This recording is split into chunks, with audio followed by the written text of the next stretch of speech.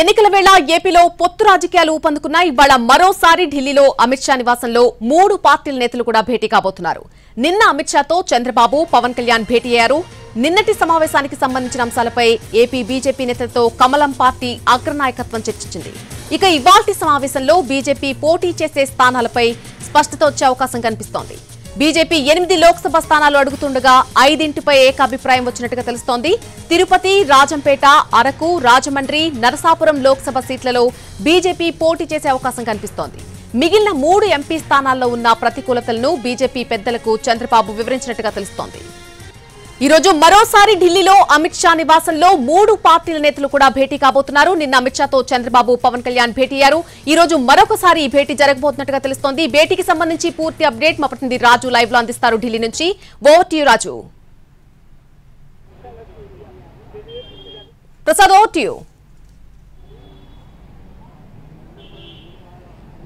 బీజేపీతో పొత్తు విషయంలో టీడీపీ అనేక అంశాలను అగ్రనాయకత్వం దృష్టికి తీసుకురావడం జరిగింది. ప్రధానంగా మరొక 3 స్థానాలకు సంబంధించి తాము పోటీ చేసేందుకు ఆసక్తిని వ్యక్తం చేస్తుంది. విశాఖ, అదేవిధంగా హిందూపురం లేదా అనంతపురం లేదా విజయవాడ, ఏలూరు, ఈ 5 స్థానాల్లో ఏదో మరొక 3 స్థానాల్లో కూడా పోటీ చేసేందుకు అవకాశం ఇవ్వాలని చెప్పి గట్టిగా బీజేపీ కోరుతున్నట్టుగా తెలుస్తుంది. అయితే నిన్న రాత్రి సుదీర్ఘంగా జరిగినటువంటి చర్చల వివరాలను ఇప్పటికే కేంద్ర నాయకత్వం, రాష్ట్ర నాయకత్వంతో మాట్లాడడం జరిగింది. అదేవిధంగా రాష్ట్ర నాయకత్వం కూడా వాళ్ళకున్నటువంటి సమాచారాన్ని కూడా అగ్రనాయకత్వానికి ఇవ్వడం జరిగింది.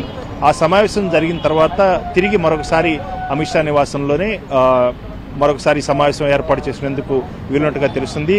అమిత్ షా నివాసం నుంచి పిలుపు కోసం ఎదురు చూస్తున్నారు. ఇటు పవన్ కళ్యాణ్ కానీ, చంద్రబాబు నాయుడు కానీ ఎప్పుడు ఏ క్షణంలో కానీ పిలుపు వచ్చే అవకాశం ఉంది. మరొకసారి అమిత్ షా నివాసంలో, అమిత్ షా సమక్షంలో భారతీయ జనతా పార్టీ అధ్యక్షుడు జేపీ నడ్డా, తెలుగుదేశం పార్టీ జాతీయ అధ్యక్షుడు చంద్రబాబు నాయుడు, అదేవిధంగా జనసేన నేత పవన్ కళ్యాణ్, 4 అందరూ కలిసి కూర్చొని మాట్లాడుకున్న తర్వాత అంతిమంగా ఒక నిర్ణయం తీసుకునే అవకాశం ఉంది. దాదాపు పొత్తు ఖాయమైంది. అందరూ కూడా కలిసి సమిష్టిగా పోరాడాలి, ఈ ఎన్నికల్లో పోటీ చేసి విజయం సాధించాలనే ఒక అభిప్రాయానికైతే రావడం జరిగింది. కానీ కొన్ని స్థానాలకు సంబంధించి మాత్రమే కొంత ఇంకా సందిగ్ధత నెలకొని ఉంది. దీనికి సంబంధించి ఈ 2వ విడత జరిగే ఈ సమావేశంలో పూర్తిగా దానిపై ఒక స్పష్టత వచ్చే అవకాశం ఉన్నట్టుగా తెలుస్తుంది.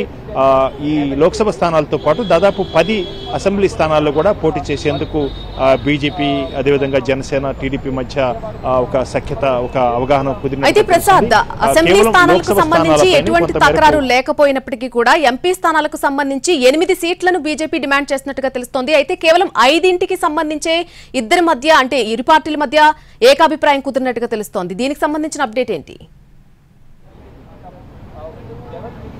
ఈ 5 లోక్సభ స్థానాలు కూడా రాజంపేట, తిరుపతి, అదేవిధంగా అరకు, రాజమండ్రి, నరసాపురం, ఈ 5 స్థానాలకు సంబంధించి, లోక్సభ స్థానాలకు సంబంధించి 3 పార్టీల మధ్య సఖ్యత వచ్చింది. జనసేన మచిలీపట్నం, అనకాపల్లి, కాకినాడ, ఈ 3 స్థానాల్లో జనసేన పోటీ చేసేందుకు కూడా ఒక అంగీకారం రావడం జరిగింది. అయితే బీజేపీ అదనంగా మరొక 3 స్థానాలు కోరుతుంది. ఇకపోతే అసెంబ్లీ స్థానాలకు సంబంధించి కూడా 10 నుంచి 12 స్థానాలు ఇచ్చేందుకు, ఆ మేరకు బీజేపీ పోటీ చేసేందుకు కూడా అందరికీ మధ్య కూడా ఒక అంగీకారం కుదిరింది, ఏకాభిప్రాయం వచ్చింది. కేవలం లోక్సభ స్థానాలకు సంబంధించి కొంత పెండింగ్ ఉంది. దానికి సంబంధించి చర్చలు జరుపుతున్నారు. చర్చలు రాష్ట్ర నాయకత్వంతో చర్చలు జరపడం కూడా జరిగింది, బీజేపీ అగ్రనాయకత్వం. ఆ తర్వాత వారు ఇచ్చినటువంటి ఫీడ్బ్యాక్ను కూడా ఈ సమావేశంలో, ఇప్పుడు మరి కాసేపట్లో జరగబోయే ఈ సమావేశంలో కూడా 3 నేతల మధ్య కూడా చర్చకు వచ్చే అవకాశం ఉంది. ఆ తర్వాత అంతిమంగా నిర్ణయం తీసుకుంటారు. కేవలం లోక్సభ స్థానాలకు సంబంధించి మాత్రమే కొంత పెండింగ్ నడుస్తున్నట్టుగా ఉంది. దానికి సంబంధించి కొంత సందిగ్ధత ఉంది. బీజేపీ మాత్రం చాలా గట్టిగా పట్టుబడుతుంది. ఎందుకంటే ఇప్పటికే ఒరిస్సా లాంటి రాష్ట్రంలో కూడా బీజేపీ, బీజూ జనతా దళతో గతంలో ఉన్నటువంటి ఎన్డీఏ భాగస్వామ్య పక్షంతో మరొకసారి చేతులు కలిపి అధిక స్థానాల్లో, లోక్సభ స్థానాల్లో పోటీ చేయబోతుంది. అదేవిధంగా మహారాష్ట్రకు సంబంధించి కూడా అధిక స్థానాల్లో బీజేపీ పోటీ చేయబోతుంది. ఈ రకంగా ఎక్కడైతే పొత్తులు పెట్టుకుందో అక్కడ లోక్సభ స్థానాలను ఎక్కువగా తీసుకోవటం, అదేవిధంగా అసెంబ్లీ స్థానాలను ఆయా ప్రాంతీయ పార్టీలకు, అక్కడ ఉన్నటువంటి బలంగా ఉన్నటువంటి పొత్తు పెట్టుకోబోతున్నటువంటి ఎన్డీఏ భాగస్వామ్య పక్షాలకే వదిలివేయడం జరిగింది. బీజేపీ మాత్రం లోక్సభ స్థానాలకు మాత్రం గట్టిగా పెద్ద సంఖ్యలో పోటీ చేసేందుకు పట్టుబడుతుంది.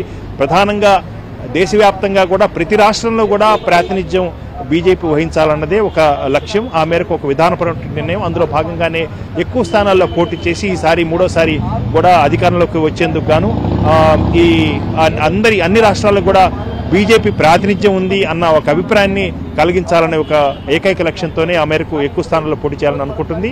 అందులో భాగంగానే బీజేపీ అగ్రనాయకత్వం టీడీపీ జనసేనను కూడా ఒప్పించేందుకు ప్రయత్నం చేస్తుంది. అయితే ఆయా స్థానాలు కోరుతున్నటువంటి స్థానాలకు సంబంధించి ఉన్నటువంటి ప్రతికూలతలను వాళ్ళకున్నటువంటి సమాచారాన్ని కూడా టీడీపీ గట్టిగా బీజేపీ అగ్రనాయకత్వానికి తెలియజేయడం జరిగింది. కాబట్టి ఇటు రాష్ట్ర నాయకత్వంతో బీజేపీ అగ్రనాయకత్వం మాట్లాడటం, అదేవిధంగా మరొకసారి జరగబోయే సమావేశంలో కూడా అన్ని అంశాలను కూలంకుషంగా చర్చించిన తర్వాత ఎన్ని స్థానాల్లో బీజేపీ పోటీ చేసేందుకు అవకాశం ఉంది, ఆ మేరకు అవగాహన కుదిరింది అన్నపై ఒక స్పష్టత వచ్చే అవకాశం ఉంది.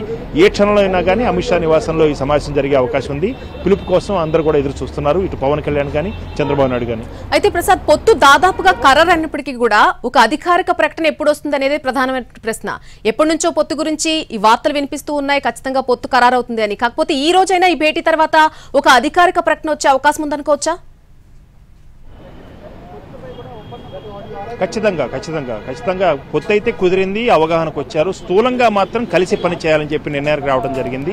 మూడు పార్టీలు కూడా కలిసి కూటమిగా ఏర్పడి ఒక బలీయమైనటువంటి ప్రత్యామ్నాయమైనటువంటి రాజకీయ శక్తిగా అధికార వైఎస్ఆర్ కాంగ్రెస్ పార్టీకి ఎదురొడ్డి ఖచ్చితంగా ఎన్నికల్లో పోరాడాలి, అదేవిధంగా విజయం సాధించాలన్న ఒక ఏకైక లక్ష్యంతో మూడు పార్టీలు కూడా చేతులు కలపడం జరిగింది. కాబట్టి ఈ కలయిక ద్వారా ఒక ప్రత్యామ్నాయమైనటువంటి రాజకీయ శక్తిగా ఆవిర్భవించడం, అదేవిధంగా సొంతంగా కూడా తన బలాన్ని పెంచుకోవాలన్నది బీజేపీ యొక్క వ్యూహంగా ఉంది. కాబట్టి సొంతంగా వ్యూహం పెంచుకోవటం, ముందుగా జత కలిసి వారితో కలిసి నడిచి ఆంధ్రప్రదేశ్ నుంచి లోక్సభలో ఎక్కువ ప్రాతినిధ్యం కలిగే విధంగా ప్రయత్నం చేయటం, ఆ తర్వాత సొంతంగా ఎదగాలి. ఎందుకంటే ఒకసారి అధికారంలోకి వచ్చిన తర్వాత లీడర్స్ని, అదేవిధంగా కేడర్స్ని కూడా ఆకర్షించేందుకు అనేకమైనటువంటి అవకాశాలు ఉంటాయి. కాబట్టి ఆ రకంగా కేంద్రంలో అధికారంలోకి వచ్చిన తర్వాత రాష్ట్రంలో కూడా తన యొక్క శక్తిని పెంచుకోవాలన్నది బీజేపీ వ్యూహంగా ఉంది. ఆ రకంగా ముందుగా పొత్తు పెట్టుకోవటం, ఆ తర్వాత తన సొంత బలాన్ని పెంచుకోవటం అన్నదే వ్యూహం. కాబట్టి పొత్తు కుదిరింది.